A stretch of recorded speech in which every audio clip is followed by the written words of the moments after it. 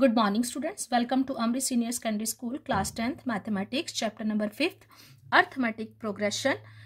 आज हम उसका कर रहे हैं पार्ट नंबर 3, जिसमें हम इंट्रोडक्शन ऑफ एक्सरसाइज 5.2 करेंगे। सबसे पहले बच्चे 5.1 हमारी एक्सरसाइज पिछले 2 पार्ट्स में मैंने कंप्लीट कर दी थी और आज हम पार्ट 3 में इस 5.2 से रिलेटेड जैसे सम आएंगे उनके फॉर्मूले की इंट्रोडक्शन करते हैं। इसमें ए एन जैसे हम फर्स्ट टर्म के लिए पिछली एक्सरसाइज में हमने A1, A2, A3 ऐसे टर्म्स लिखते थे कि फर्स्ट नंबर वाली टर्म को A1 नंबर देते थे, सेकंड नंबर को A2 और थर्ड नंबर को A3 ऐसे देते थे। और लास्ट वाली जैसे मैंने यहाँ कोई सीरीज लिख ली 2, 3, 4, 5, 6 सो ऑन टू ये चलती जा रही है और लास्ट में मैंने इसको 50 पे खत्म कर दिया, तो ये जो उसकी लास्ट टर्म है उसको उसकी nth टर्म बोलते हैं an, जिसका मेरे को नंबर नहीं पता, और उसको बोलते हैं nth term of the series AP series. an equal to nth term of the AP series. जैसे मैंने यहाँ फिर से एक एग्जांपल ले ली, यहाँ मैंने एक सीरीज ली है AP इक्वल टू 5 है, 7, 9, 11, 27 पे ये खत्म हो रही है। तो जो यहाँ इसकी लास्ट टर्म है जिस पे ये सीरीज जाके खत्म हो रही है और उसकी जो लास्ट टर्म होती है उसको AN बोलते हैं। जैसे यहाँ क्या है 27, इस सम में मैंने 50 पे खत्म करा था और इस एग्जाम्पल में मैंने 27 पे सीरीज को खत्म करा, तो ये उसकी लास्ट टर्म होगी। तो an का फॉर्मूला क्या होता है, an इक्वल टू, अब हमने जैसे मेरे पास ऐसी कोई सीरीज दी हुई है, सीरीज मान लो 27 पे जाके खत्म हो रही है, तो मैंने ये देखना हो कि अगर ये 27 कौन से नंबर पे आ रहा है, तो मैंने 27 जहां पे सीरीज खत्म हो रही है उसको हम लास्ट टर्म मानते हैं और इसके लिए an का फॉर्मूला लिखते हैं। फॉर्मूला क्या है, a plus an minus 1 into D. an nth term of the series, a है first term, n number of terms और d क्या है कॉमन डिफरेंस। यहां मैंने जैसे लिख लिया an nth term, a first term होगी, n नंबर ऑफ टर्म्स होगी और d common difference of the AP. अगर ऐसे इस सम के हिसाब से अगर मुझे किसी भी सीरीज की किसी भी नंबर वाली टर्म को पता करना है कि अगर मेरे पास a और d हो तो मैं उसकी किसी भी नंबर वाली टर्म को पता कर सकती हूँ। जैसे अगर मैं इसी फॉर्मूले के हिसाब से देखूं तो यहां जैसे मैंने फॉर्मूला लिखा है an equal to a plus n minus 1 into d, ये मैंने यहाँ फॉर्मूला लिख लिया। अब मैंने a1 जब लिखना है तो जब मैंने यहाँ a1 लिखा तो a प्लस n यहाँ ये नंबर है n 1 माइनस 1 इंटू साथ में क्या हो गया d, तो यहाँ इसकी वैल्यू क्या आ गई a प्लस 0d। किसी को भी नंबर को 0 से मल्टीप्लाई करते हैं तो वो 0 हो जाता है, तो a1 इक्वल टू a। यहाँ जैसे मैंने यहाँ लिख लिया, ऐसे ही सभी फॉर्मूलों को मैंने ऐसे सॉल्व करा है। अगर मैंने a2, यहाँ मेरे को बार बार an का फॉर्मूला लगाने की जरूरत नहीं है। अगर मेरे को बोला जाए कि a2 मतलब सेकेंड नंबर वाली टर्म पता करो तो उसके लिए a प्लस, यहाँ मैंने n वाले फार्मूले के अकॉर्डिंग उनके डायरेक्ट फार्मूले लिख दिए, जैसे a प्लस 2 माइनस 1, तो n की वैल्यू यहाँ क्या है 2, उसमें से 1 माइनस इंटू डी, तो मेरे पास ये क्या बन गया नंबर a प्लस डी। ऐसे ही a3 equal to a plus 3 minus 1 into d, तो 3 में से 1 माइनस करे कितना आ गया 2d। और a4 a plus 4 minus 1 into D क्या आ गया a प्लस 3d। यहाँ कहने का मतलब ये है कि अगर आपको जैसे ऐसे कोई सीरीज दी गई है तो अगर इसके मान लो कि मेरे को वो कहता है कि 6 नंबर वाली टर्म, यहाँ 4th नंबर वाली 4 तक तो दिया है, लास्ट 27, इसका मुझे को नंबर ही नहीं पता कौन सा है, तो अगर वो मेरे को बोलता है कि इस सीरीज की 6th टर्म पता करो, तो मैंने ये वाला फॉर्मूला लिखने की बजाय डायरेक्ट फॉर्मूला a प्लस, यहाँ आप एक चीज ऑब्जर्व करना कि अगर आप a1 निकाल रहे थे तो इसको a1 के इक्वल करा, जब a2 निकाला तो a तो हर जगह सेम है पर d के साथ इस नंबर से एक नंबर कम उसकी वैल्यू आ जाती है। जैसे यहाँ 3 है तो यहाँ d के साथ क्या आएगा 2, जैसे यहाँ 4 है तो यहाँ d के साथ क्या नंबर आएगा 3, बाकी सभी जगह ये एज इट इज चलेगा। ऐसे ही अगर मैंने a6 निकालना है तो a प्लस मैं इससे 1 नंबर कम 5d लिख सकती हूँ। ऐसे ही अगर मेरे को मान लो a15 निकालना है तो मैं इसका direct formula a plus 14d use कर सकती हूँ। ये बच्चे पूरी एक्सरसाइज में मेरे इसी तरह के फॉर्मूले आएंगे और इसी फॉर्मूले के बेसिस पे कभी मुझे एन फाइंड आउट इस फॉर्मूले में, जैसे कभी वो ए एन पता करने के लिए बोल सकता है, जैसे कि ये 27 कौन से नंबर पे है। कभी वे बोल सकता है कि कुछ वैल्यूज ए एन की वैल्यू दे देगा, ए की दे देगा, एन की दे देगा, तो बोलेगा डी निकालो। मतलब ऐसे इस फॉर्मूले से किसी भी एक टर्म को मिस करके उस टर्म को मेरे को पता करने के लिए बोला जा सकता है। इसके बाद बच्चे अब हम एक्सरसाइज 5.2 शुरू करते हैं। जैसे बच्चे अब मैंने एक्सरसाइज 5.2 का सम नंबर 1 ले लिया। Fill in the blanks in the following table given that a is the first term, d the common difference and a n the nth term of the AP. मतलब मैंने यहाँ 2 ही पार्ट लिखे हैं, बाकी के इसके जो पार्ट है वो आपने अपने आप सॉल्व करने हैं आपकी बुक में। बाकी के जो सम है वो आपने खुद सॉल्व करने हैं। इसमें 2 पार्ट्स की मैं एग्जांपल लेके आपको सॉल्व करना बता रही हूँ। जैसे यहाँ फर्स्ट पार्ट में देखो, ये बॉक्स में ही ऐसे नंबर दिया हुआ है ए डी एन और ए एन। ए क्या है फर्स्ट टर्म, डी क्या है कॉमन डिफरेंस, एन क्या है नंबर ऑफ टर्म्स और ए एन क्या है nth टर्म। मतलब जिसमें ब्लैंक है आपने उसी की वैल्यू फाइंड आउट करनी है। अगर मैं फर्स्ट पार्ट लूं तो यहाँ मैंने लिख लिया ए इक्वल टू 7, डी 3, एन 8 और ए एन के आगे मैंने क्वेश्चन मार्क डाल लिया। जो मेरे को 25 पता करनी है उसके आगे मैंने क्वेश्चन मार्क लगा लिया। तो ये सारी चीजें मैंने कौन से फॉर्मूले से करनी है, जो अभी अभी हमने ए एन का फॉर्मूला करा है। तो ए एन का फॉर्मूला क्या है, A N equal to A plus N minus 1 into D. अब फॉर्मूले में मुझे जहां जहां जो जो वैल्यू दी गई है उसमें उसकी वैल्यू फिल कर देनी है, और बाकी जो टर्म नहीं दी गई उसे एज इट इज ही लिख लेना है।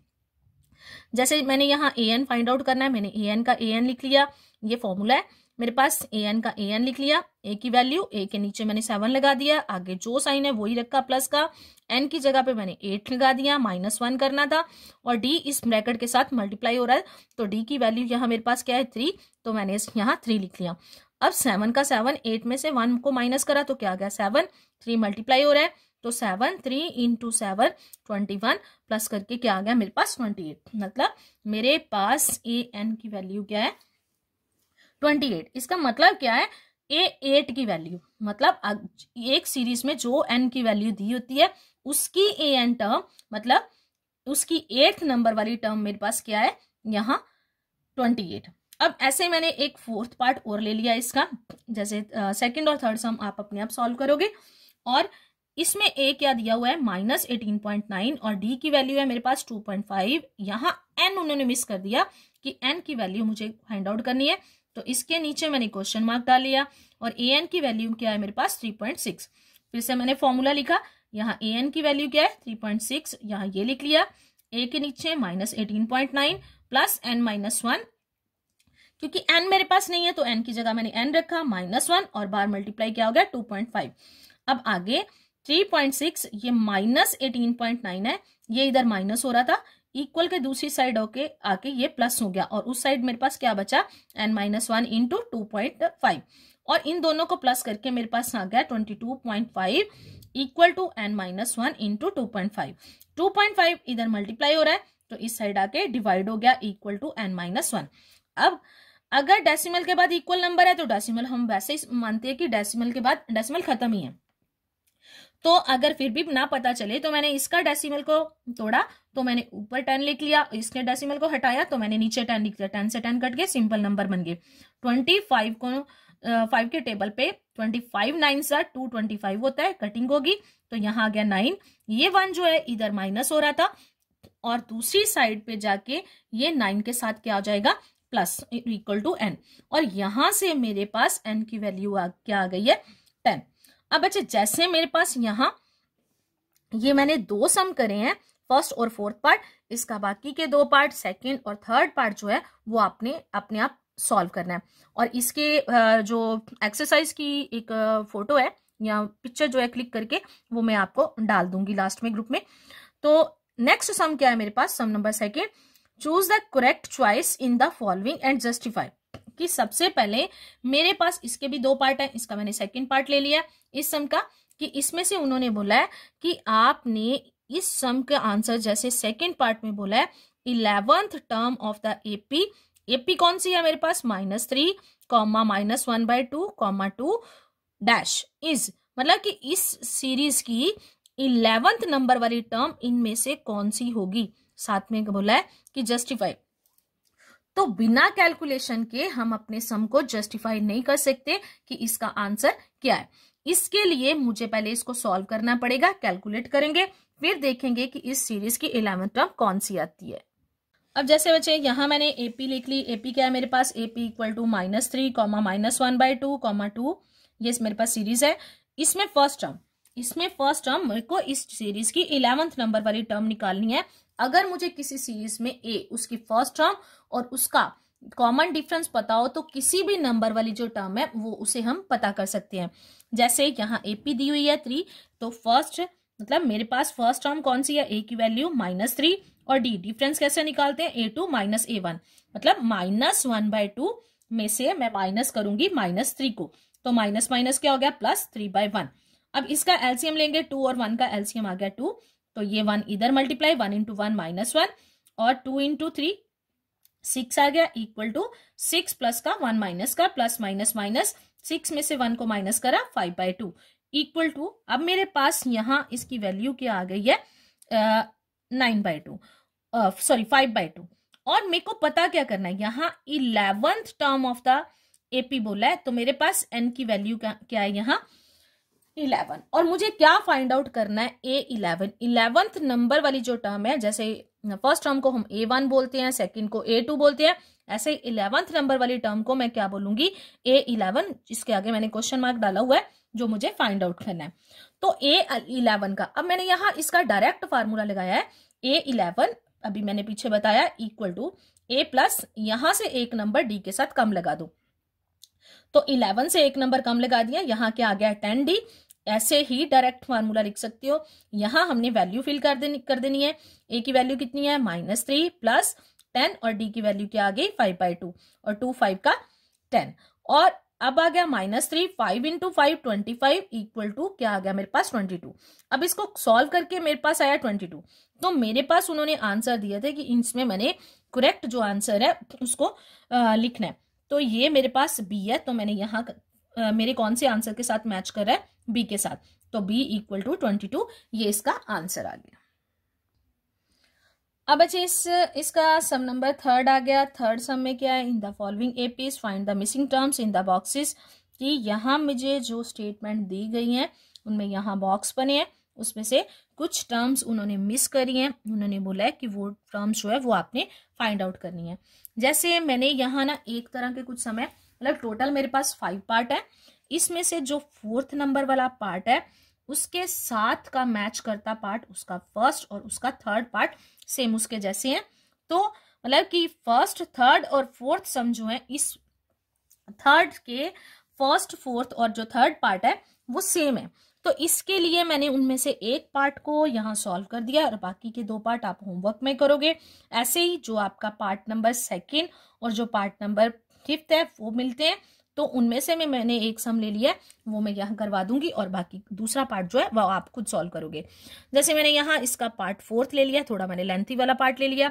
इसकी स्टेटमेंट है -4, उसके बीच में A2, A3, A4 और A5 की जगह पे बॉक्सेस बने हुए हैं और नेक्स्ट लास्ट में 6th नंबर पे मेरे पास A6 दिया हुआ है।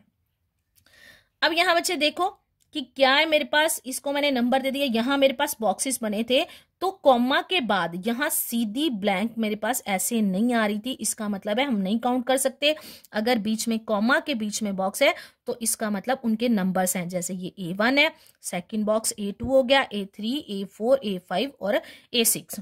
अब मेरे को दिया क्या है, मैंने पता करना है A2, A3, A4 और A5, ये नीचे वाली टर्म्स मेरे को पता करनी है। मुझे दिया क्या है A1 और A6 और मुझे बाकी की टर्म्स जो है वो इन्हीं की हेल्प से, मतलब किसी भी नंबर वाली टर्म को पता करने के लिए मेरे पास फर्स्ट टर्म और डी की वैल्यू होनी चाहिए। तो ए मतलब फर्स्ट टर्म वो तो मेरे पास है, पर मेरे पास डी नहीं है, कॉमन डिफरेंस नहीं है, वो मुझे कहां से निकालना है। अब मैं दूसरी चीज देखूंगी कि मेरे को इस समय दिया क्या है। अब मेरे को दिया है A6, मैंने यहां लिख लिया A6 = 6। A6 का फॉर्मूला क्या होता है, A6 इक्वल टू, मैंने इसका direct formula A plus 5D लिख लिया। अब A6 की वैल्यू क्या है मेरे पास 6, मैंने यहाँ 6 लिख लिया। A की वैल्यू -4 प्लस 5D, यहीं से अब मुझे D की वैल्यू मिलेगी। 6 है, 4 माइनस का था, दूसरी साइड आके प्लस का, इक्वल टू 5D, और ये हो गया 10 और ये 5D, 10 मल्टीप्लाई हो रहा था, इधर डिवाइड कटिंग होगी तो क्या आ गया 2D। तो D की वैल्यू क्या आ गई मेरे पास 2। अब A ऑलरेडी मेरे पास है, D की वैल्यू मेरे पास आ गई। अब मुझे जितनी चाहे टर्म्स पता करनी हो मैं सारी टर्म्स उसकी पता कर सकती हूँ। अब मुझे पर यहाँ पता क्या करना है A2, तो यहाँ मैंने लिखा A2, अभी मैंने पीछे फॉर्मूले बताए थे, तो यहाँ A प्लस D के साथ यहाँ से एक वैल्यू कम लगा लेती हूँ, तो क्या आ जाएगा 1D, या मतलब D लिख लिया। A की वैल्यू है 4 प्लस D की वैल्यू क्या है 2, प्लस माइनस माइनस, और ये माइनस करके आ गया 2 और बड़े नंबर का साइन आ गया। ऐसे ही A3 equal to A plus, यहां से एक नंबर यहां कम आ गया 2D। ये याद रखना है कि अगर आप डायरेक्ट फॉर्मूला लगा रहे हो तो बाहर वाले नंबर से D के साथ एक नंबर कम उसकी वैल्यू लिखती है।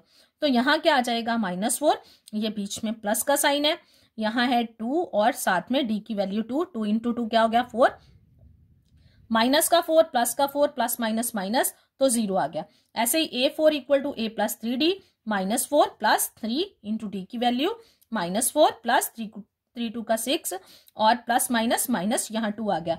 ऐसे ही A5 equal to A plus 4D, -4 plus 4 into 2 -4 plus 8 equal to 4। ये मेरे को जो चीजें पता करनी थी वो हमने पता कर ली। अब इसके साथ का ही देखो, ये मैंने पार्ट 1 लिखा है इसका और पार्ट 3 जो इससे मैच करते हैं। यहां भी मेरे पास A है, A1 की वैल्यू है, सिर्फ मेरे को A2 पता करना है।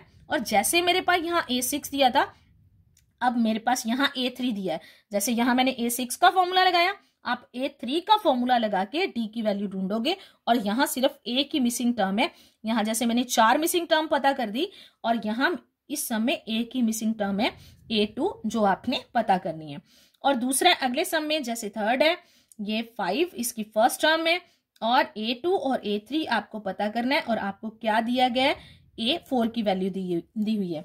तो A4 का फॉर्मूला यहां लगाओगे, D ढूंढोगे और अपनी जो मिसिंग टर्म्स है उसे पता कर लोगे। अब मैंने यहां ले लिया पार्ट नंबर 5। पार्ट नंबर 5 और जो सेकंड है वो दोनों सेम है। अब हम पार्ट नंबर 5 करते हैं। अब पार्ट नंबर 5 में क्या है मेरे पास, यहाँ मेरे पास A1, यहाँ भी बॉक्स है, कुछ नहीं दिया। A2 दिया हुआ है, A2 की वैल्यू कितनी है 38, A3, A4, A5 मेरे को फाइंड आउट करना है, और साथ में A6 दिया है। मैंने कहा था कि कोई भी नंबर की टर्म पता करने के लिए मेरे पास A और D की वैल्यू होनी चाहिए। अब पिछले में मैंने यहाँ जैसे मेरे पास यहाँ A6 दिया, A6 का अगर मैं डायरेक्ट फार्मूला लगाती हूँ तो मेरे पास फॉर्मूला बनेगा A प्लस 5D। तो यहाँ तो मेरे पास A भी नहीं दिया हुआ, तो मेरे पास A भी नहीं है, D भी नहीं है, तो मैं ये वैल्यूज नहीं निकाल सकती। इसके लिए अब दूसरा मेथड, जैसे हमने थर्ड चैप्टर करा था उसमें एलिमिनेशन मेथड यूज करा था, यहाँ मैं वो वाला मेथड यूज करके वैल्यूज निकालूंगी A और D की। मेरे को जो दिया मैंने वो लिख लिया, A2 equal to 38, A6 equal to -22। A2 का फॉर्मूला क्या है A प्लस D, और उसकी वैल्यू क्या है A2 की 38 लिख दिया मैंने। ऐसे ही A6 का फॉर्मूला यहाँ लिख दिया A प्लस 5D, और इसकी वैल्यू क्या है -2। आइए फर्स्ट इक्वेशन नंबर दे दिया इसको 2, फर्स्ट में से मैंने सेकंड को माइनस कर दिया। जब माइनस करेंगे तो नीचे वाली इक्वेशन के साइन चेंज हो गए, प्लस का है माइनस का है कैंसिल हो गए। 5D माइनस का हो गया, D प्लस का हो गया, प्लस माइनस माइनस, 5 में से 1D माइनस करा तो -4D इक्वल टू, यहाँ ये दोनों प्लस हो गए 60 आ गया। तो मेरे पास अब आ गया D इक्वल टू, ये 4 इधर मल्टीप्लाई हो रहा था, दूसरी साइड जाके क्या हो गया डिवाइड हो गया। तो यहाँ माइनस मेरे पास आ गया, यहाँ -4 और -4 और 60 की कटिंग हो गई तो क्या आ गया 15। तो ये माइनस का साइन था साथ में, तो -15 इसकी वैल्यू हो गई। अब मैं इसमें से मैंने A की भी अभी वैल्यू फाइंड आउट करनी है। अब A की वैल्यू फाइंड आउट करेंगे। अब बच्चे फ्रॉम 1 फर्स्ट इक्वेशन मेरे पास है A plus D equal to 38, यहाँ मैंने D की वैल्यू फिल कर दी, A plus -15D equal to 38, तो plus minus minus equal to 38, ये A इक्वल टू 38, ये माइनस का था 15, प्लस का हो गया, प्लस करके क्या आ गया 53। A1 मतलब A की वैल्यू आ गई मेरे पास 53, और D की वैल्यू क्या है मेरे पास -15। अब मेरे को निकालना है A3, A plus 2D, formula लगाएंगे। A की वैल्यू 53 प्लस 2, D की वैल्यू फिल करी, 2 इंटू -15 -30, और 53 में से 30 को माइनस करें तो 23 आ गया। ऐसे A4 और A5 को भी हम फाइंड आउट कर लेंगे। A4 की वैल्यू आ गई मेरे पास 8 और जो उसकी है A5 की वैल्यू है वो आ गई मेरे पास -7। और अब देखो यहाँ सेकेंड पार्ट जो है वो इसके साथ का है, यहाँ ब्लैंक है, मतलब यहाँ फर्स्ट टर्म नहीं दी हुई, यहाँ A2 और A4 दिए हैं। जैसे मैंने यहाँ A2 और A6 का फॉर्मूला लगाया, आप A2 और A4 का फॉर्मूला लगा के यहाँ से A और D की वैल्यू फाइंड आउट करके फर्स्ट टर्म तो हमें निकालनी थी, वो हो गया, और नेक्स्ट जो है A3 निकालेंगे। बच्चे जो सम नंबर आज हमने एक्सरसाइज 5.3 है उसके सम नंबर मैंने आपको 3rd तक कंप्लीट करवा दिए। कुछ पार्ट जो थे मैंने सॉल्व कर दिए, बाकी के पार्ट आपकी बुक में जो एक्सरसाइज 5.3 के जो रहते हैं वो आपने खुद सॉल्व करने हैं। और अगर किसी को कोई प्रॉब्लम आती है तो वो मैसेज कर सकता है और अपनी होमवर्क कॉपीज जो है वो कंप्लीट करनी है।